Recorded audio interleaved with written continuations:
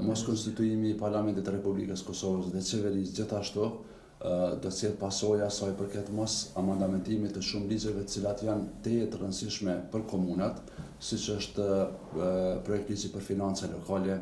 projekt ligji për prokurim publik, projekt ligji për planifikim hapësinor, dhe të gjitha këto ndikojnë drejt për drejt në zhvillimin ekonomik të komunave të Republikës së Kosovës. Mos konstituimi i Parlamentit të Republikës Kosovës gjithashtu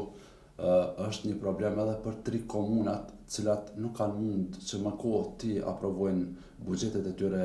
në për komunat përkatëse, siç është komuna Prishtinës, Xhilanit dhe Zubin-Botokët, dhe këtë vit, si pasojë e mos konstituimit Kuvendit të Republikës Kosovës, ata nuk mund të zhvillojnë apo të zbatojnë projekte të reja, mirë po gjithmonë duhet të thirren në buxhetin e vitit paraprak. Pra në përgjithësi, mos konstituimi i institucioneve qendrore do të ketë impakt edhe në komunat e Republikës Kosovës. Duhet marrë parasysh që këtë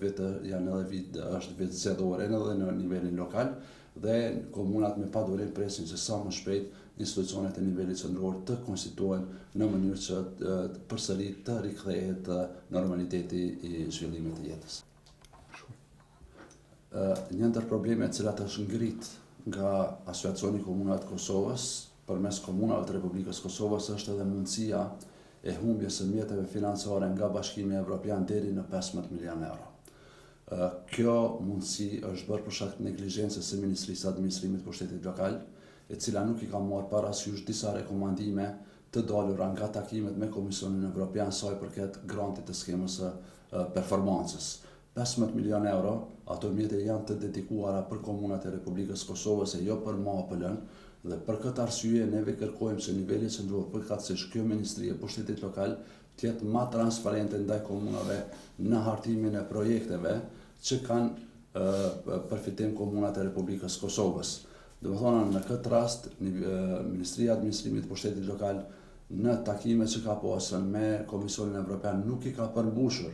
kërkesat e Bashkimit Evropian dhe është një rrezik potencial që komunat e Republikës Kosovës si pasojë e mos përgjegjësisë institucionale të MAPL-s mund të jupin deri në 15 milion euro, e që këto miliona euro së me mjetet financiare nga